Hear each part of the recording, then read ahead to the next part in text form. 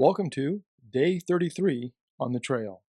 We have 5 readings for today from Luke 18, verses 18 through 43, Exodus 3, verse 1 through 417, the 44th Psalm, Job 4, verse 1 through 527, and Sirach chapter 38, verses 1 through 34a. In our reading from Luke chapter 18, we find the important story of the rich young ruler. However, I want to save this story for the Gospel of Matthew. Today, I would like to focus our attention on the central name of God, which is used over 6,800 times in the Hebrew Bible. In Isaiah 42, verse 8, we find this fundamental statement, I am the Lord, that is my name. So what is the Hebrew word that is underlying this traditional English translation of Lord? And what meaning can we derive from this name of God? Now, looking at Isaiah 42, verse 8, you might think that the word Lord is God's name. However, the background that underlies our English translation of God's name is foundational to understanding our relationship with God, and more importantly, how God wants us to grasp that relationship with Him. We start this journey in Exodus chapter 3. Moses has moved the flocks of his father-in-law to Mount Horeb, which is also known as Mount Sinai later in Exodus. This is the same mountain where God will meet the Israelites following the exodus from Egypt and where Moses will receive the 10 Commandments. At this time, Moses is 80 years old and living as an outcast after killing an Egyptian. While herding the flock, Moses turns aside to see something amazing. Beginning in verse 2. There the angel of the Lord appeared to him in a flame of fire out of a bush. He looked, and the bush was blazing, yet it was not consumed.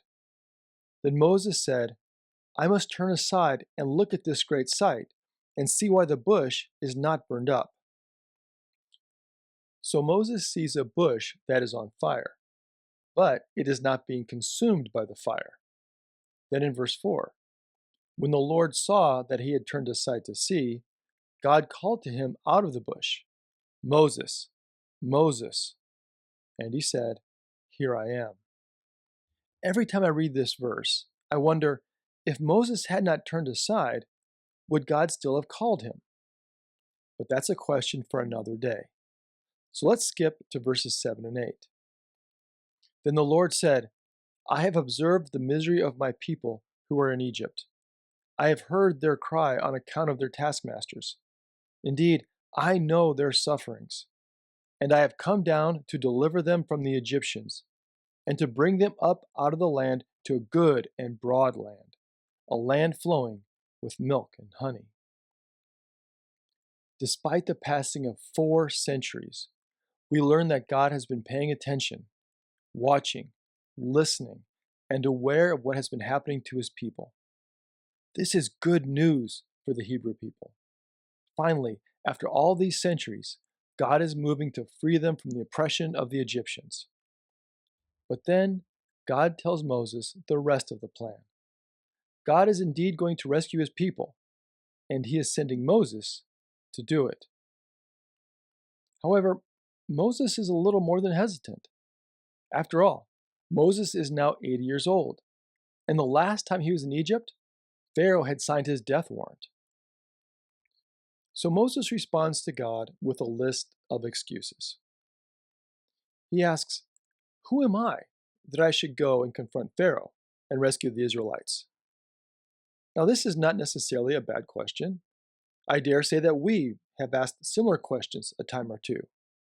Then in verse 12, we get a foundational answer to Moses' question. God said, I will be with you, and this shall be the sign for you that it is I who sent you.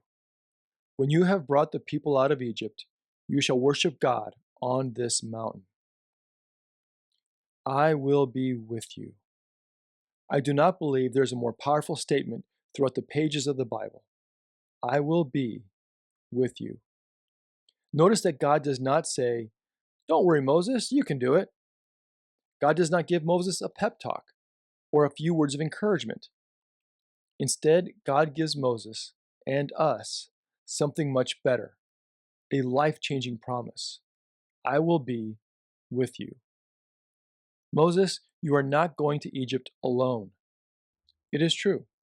You do not have the might or the strength to accomplish this mission, Moses, but I do. You may not have the skill or the power to rescue my people, Moses, but I do. And I'll be with you, Moses. You are not going alone. As you read each of the additional excuses that Moses offers in Exodus 3, I want you to focus on how God responds to each of those excuses. Whenever Moses has an excuse driven by insecurity or doubt, God gives Moses some variation of the same answer. Moses, I will be with you. This is the promise given to Moses and to us that becomes God's name. Look at verse 13, where Moses offers yet another excuse. Moses said to God, "If I come to the Israelites and say to them, 'The God of your ancestors has sent me to you,' and they ask me, 'What is his name?' what shall I say to them?" Moses asks God directly, "Who should I say sent me? What is your name?" And then in verse 14, God said to Moses, "I am who I am." And he said further, "Thus you shall say to the Israelites, 'I am has sent me to you.'" The Hebrew word that is often translated "I am" is the exact same word used in verse 12, where it is translated, "I will be with you." I believe, based on the context of this interaction between God and Moses, is that God is telling Moses, once again, "I will be with you." Nothing else is needed. Moses, you do not need my name, because I'll be right there with you. There's no need to have a name to call out to, because I am always aware of your situation, your life, what you are going through, and what you need. Moses, I am with you, and I will be with you. This is the promise that becomes God's name. In English, the four Hebrew letters which comprise God's name in Exodus 3:14 spell out YHWH.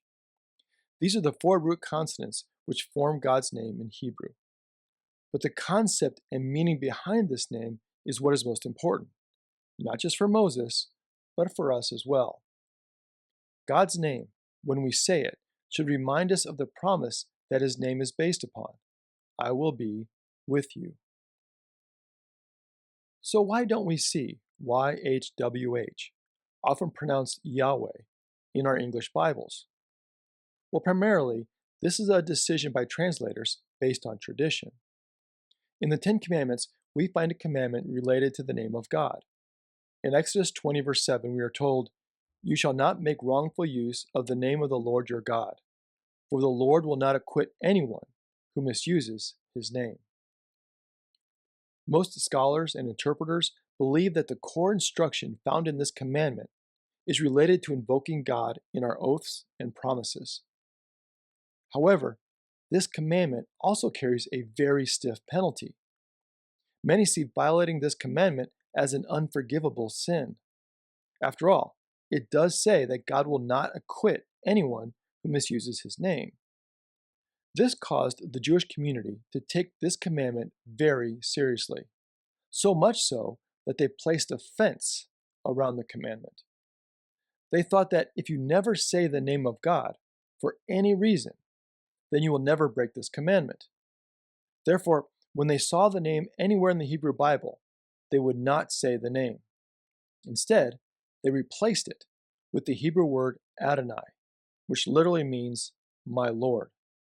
So when they saw Yahweh in the text, they said Adonai instead, and everyone listening knew what was intended.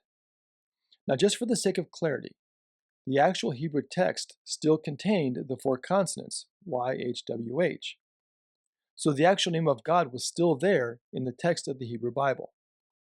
However, writers and copyists placed little vowel points, small dots and dashes, around these four letters, which reminded the reader to say Adonai instead. Now, this tradition of replacing Yahweh with a version of Adonai, my Lord, was continued by Christians in their reading of the Hebrew Bible or Old Testament. So let me give you a very practical piece of advice for reading the Hebrew Bible in modern English translations today. When English translators saw the name Yahweh, they followed the tradition of the Jewish community.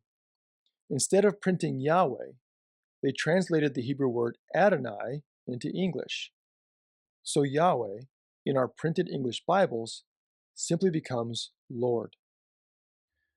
However, to help identify the name of God which lies behind the word Lord in these instances, they placed the word Lord in all caps, or small caps, as I have been doing in these slides. Therefore, as you read through the Hebrew Bible in your modern English translation and see the word Lord, or sometimes even God, in all caps or small caps, know that the name of God, Yahweh, is what is actually recorded in the Hebrew text.